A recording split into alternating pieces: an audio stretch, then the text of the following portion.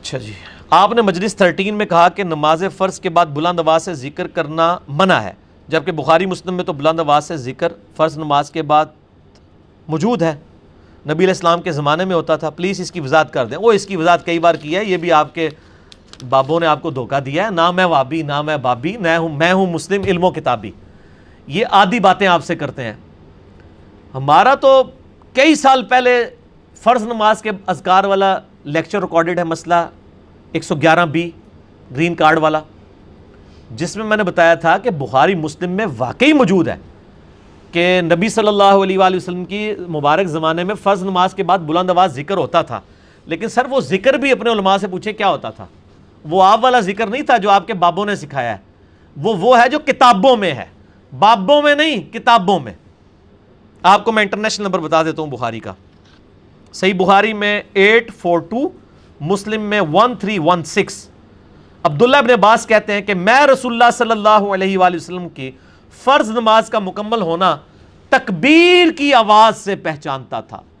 فرض نماز کے فوراً بعد نبی علیہ السلام بلند آواز سے پڑھتے تھے اللہ اکبر،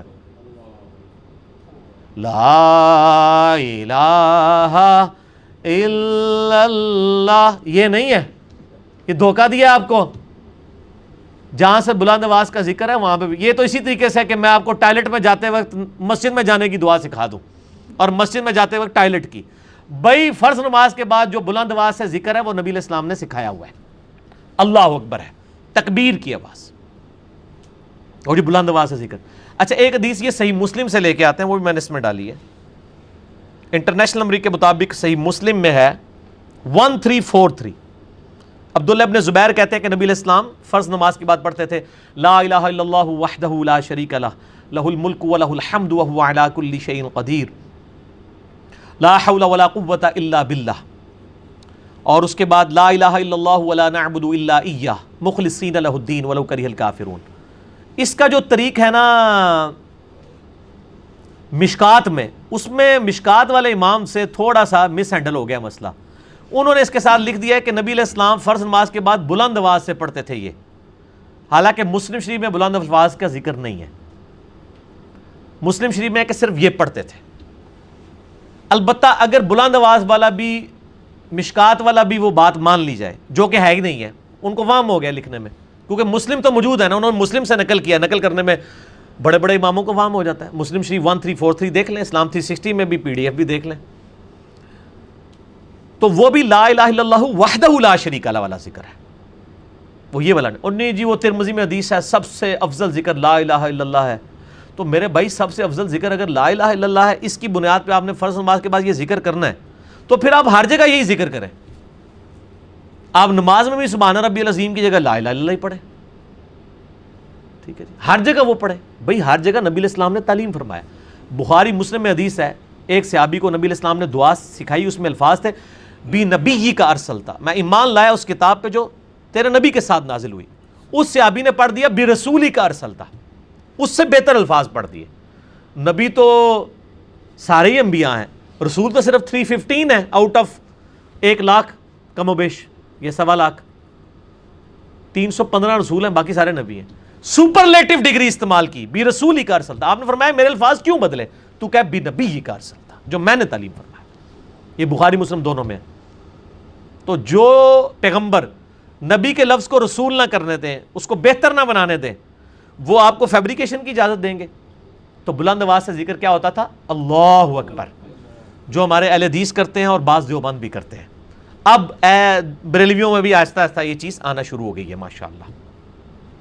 اور یہاں پہ میں علماء عرب کی بھی یہ غلطی بتا دوں، علماء عرب یہ والا ذکر کھا گئے ہیں، اور وہاں پہ جو آپ کو مسجدوں کے اندر اذکار کے پوسٹرز ملیں گے نا، اس میں اللہ اکبر لکھا ہی نہیں ہوتا، صرف استغفر اللہ لکھا ہوتا ہے۔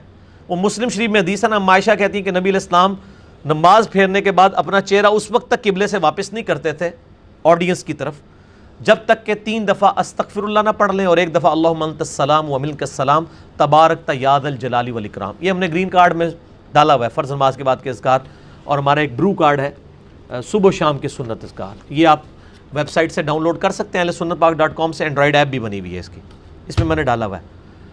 تو وہ جو عرب کے لوگ ہیں نا، ان کے کارڈ پہ اللہ اکبر نہیں لکھا ہوتا، نہ ان کے بینرز پہ مسجدوں میں استغفر اللہ لکھا ہوتا ہے.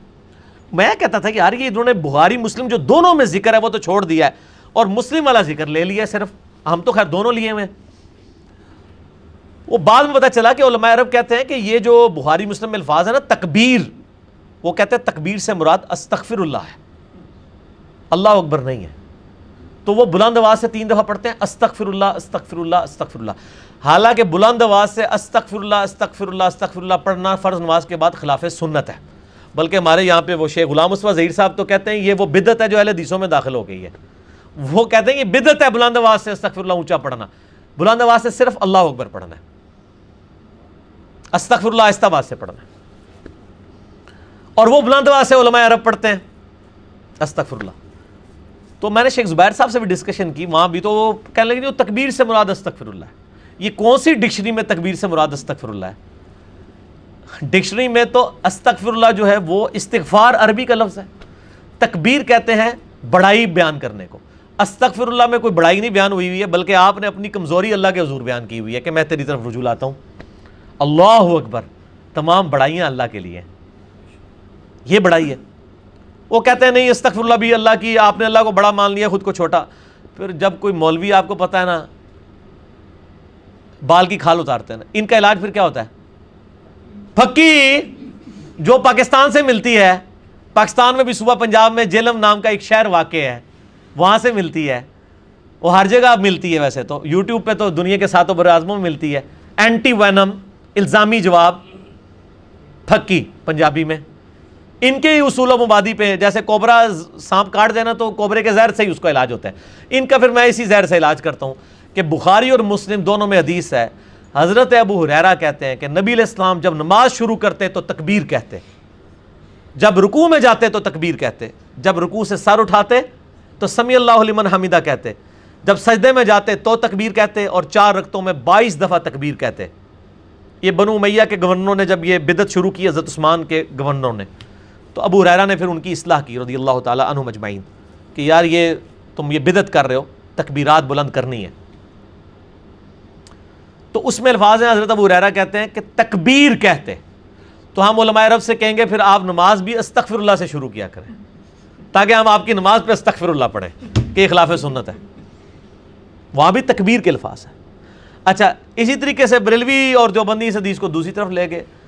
وہ ڈاکٹر طارق قادری صاحب کی ایک کتاب ہے منہاج السوی، اس میں انہوں نے کہا یہ حنفیوں کی مشکات المصابیح ہے.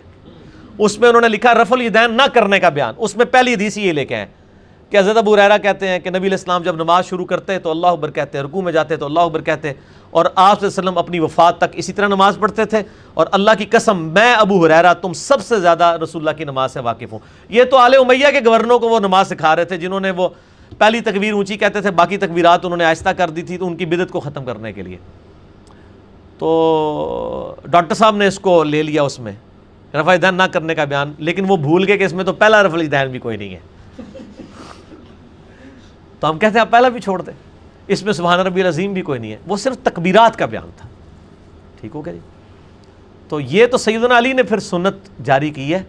بخاری مسلم میں آتا ہے عمران ابن حسین سواد کے ساتھ، وہ کہتے ہیں جب کوفہ کلیئر کیا جنگ جمل کے بعد مولا علی علیہ السلام نے، تو انہوں نے کوفے میں نماز ہمیں پڑھائی تو ہر اٹھک بیٹھک پہ اللہ اکبر کہا، سوائے رکوع سے اٹھتے وقت سمی اللہ لمن حمیدہ کہا. تو تابعی کہتے ہیں جب مولا علی نے سلام پھیرا تو عمران بن حسین نے سلام پھیرنے کے بعد میرا ہاتھ پکڑا اور انہوں نے کہا آج علی نے مجھے وہ نماز پڑھا دی ہے جو نبی علیہ السلام ہمیں پڑھاتے تھے.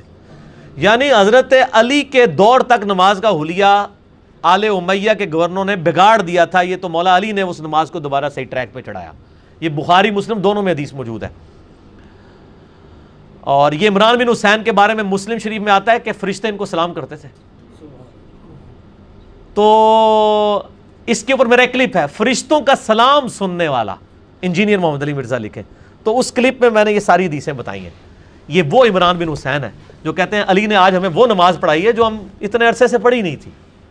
یہ تو حضرت علی نے کئی چیزیں جو ہیں وہ بدعات کو ختم کیا، ان میں سے ایک یہ تکبیرات والا بیان بھی تھا.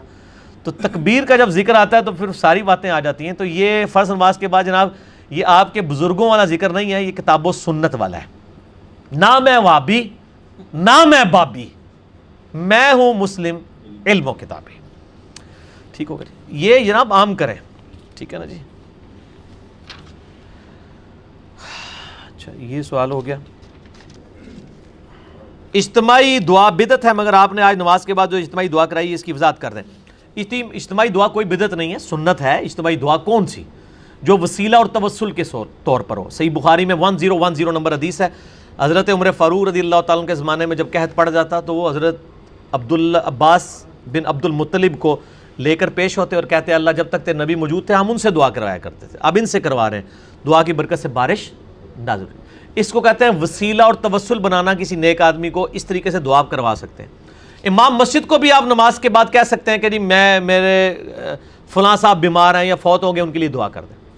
لیکن فرض نماز کے بعد جو اجتماعی دعا انہوں نے شروع کروائی ہوئی ہے نا، یہ تو بدعت ہے، اور یہ ایسی بدعت ہے کہ بدعت پکڑی جاتی ہے۔ یہاں پہ دیوبند اہل حدیث کو یہ دعا کے ہی منکر ہیں، حالانکہ رائے ونڈ جو دیوبندیت کا سب سے بڑا مرکز ہے، اگرچہ دیوبند والی نیگیٹو چیزیں ان میں کئی ایک نہیں ہیں، میں ان کی بڑی عزت کرتا ہوں تبلیغ جماعت والوں کی، وہاں پہ فرض نماز کے بعد دعا ہی نہیں ہوتی۔ ہم کہتے ہیں یہ کون سی سنت ہے جو آپ کے شہر میں آگے سنت بن جاتی ہے اور لاہور کراس کرتے ہی رائے ونڈ پہنچ کے وہ بدعت ہو جاتی ہے، وہاں کے لیے ٹھیک ہے۔ اور پھر وہ حدیث بھی وہ ابو داؤد ترمذی سے ایک پیش کرتے ہیں کہ نبی علیہ السلام نے اس امام کے اوپر سختی فرمائی ہے جو اپنے لیے تو دعا کرے لیکن اپنے مقتدیوں کے لیے نہ کرے۔ اس میں کہاں یہ لکھا ہوا ہے کہ فرض نماز کے بعد دعا کرے؟ وہ تو یہ ہے کہ امام کا حق ہے، جس طرح میرا بھی حق ہے، میں پوری دنیا پہ اپنے آڈینس کے لیے دعا کرتا ہوں، اس طرح امام کا حق ہے کہ جب بھی وہ اپنے لیے دعا کرنے لگے اپنی مقتدیوں کو یاد رکھے۔ اس میں اجتماعی دعا کا کہاں ذکر لکھا ہے؟ جان بوجھ کے گھسیٹ کے نکال لیتے ہیں، ٹھیک ہو گیا جی۔